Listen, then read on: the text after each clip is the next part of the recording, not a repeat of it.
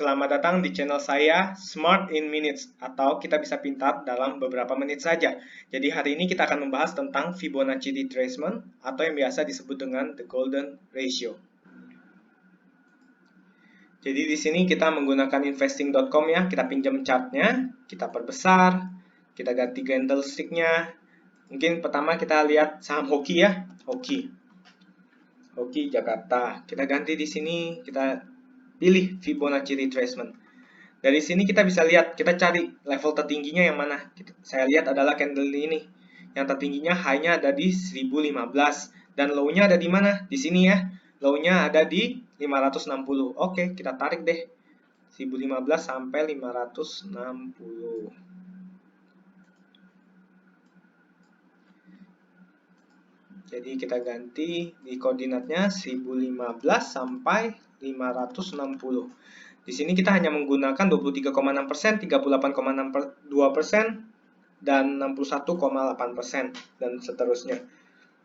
Jadi kita lihat ya bagaimana garis-garis ini menjadi support dan resistance suatu candle. Kita lihat bagaimana dia menjebol supportnya dan support berikutnya menjadi resistance berikutnya.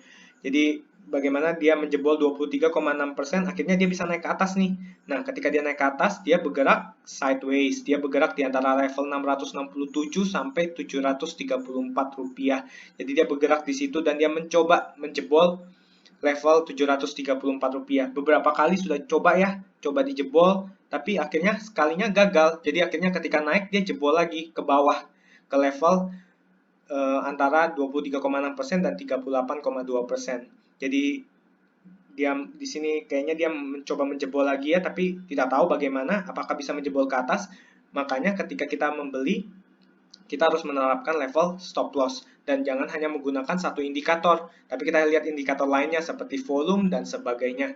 Jadi ketika kita lihat dia menjebol resistance-nya, kita bisa perhitungkan apakah kita mesti masuk atau tidak melalui indikator-indikator yang lainnya.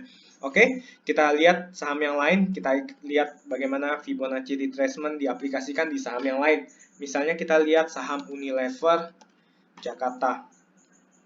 Di dalam saham Unilever Jakarta ini kita bisa lihat level paling tingginya di mana? Di sini adalah 8.800 high-nya. Di sini adalah low-nya di 5275. Jadi kita tarik garis lagi. Oke. Nah, kita 8.800 sampai 5275. Di sini kita lihat ya, 50% dan 78,6% kita tidak gunakan.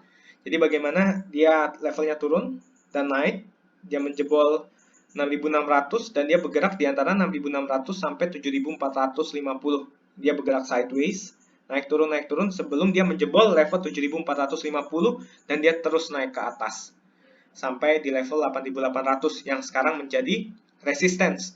Jadi saham sekarang di harga 8.150. Apakah dia akan turun ke sini atau naik ke atas? Jadi strateginya kalau Anda mau tunggu di support, supportnya bagaimana? Ya supportnya ada di 7.450.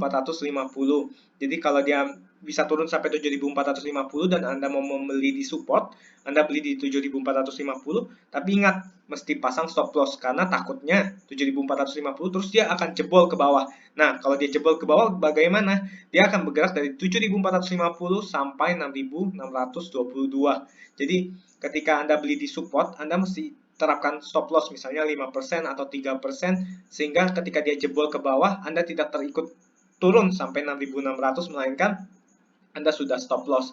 Dan ketika Anda sudah beli di support, Anda berpotensi untuk naik sampai 8.800. Atau kalau misalnya ini saham tidak turun sampai support, Anda mau membeli on breakout gitu misalnya.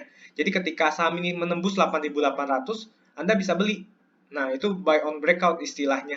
Jadi Anda beli ketika 8.800, tapi jangan lupa terapkan level stop loss juga. Takutnya ini adalah fake false breakout gitu. Jadi ketika dia jebol 8.800 cuma jebol sedikit, dia turun lagi. Jadi Anda mesti pasang level stop loss karena ketika jebol ke bawah dia bisa turun sampai 7.453.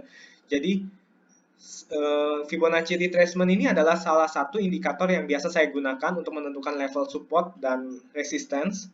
Tapi bukan berarti kita hanya menggunakan satu indikator ini, melainkan kita menggunakan indikator-indikator yang lain supaya meyakinkan kita untuk masuk, untuk membeli suatu saham menggunakan technical indikator.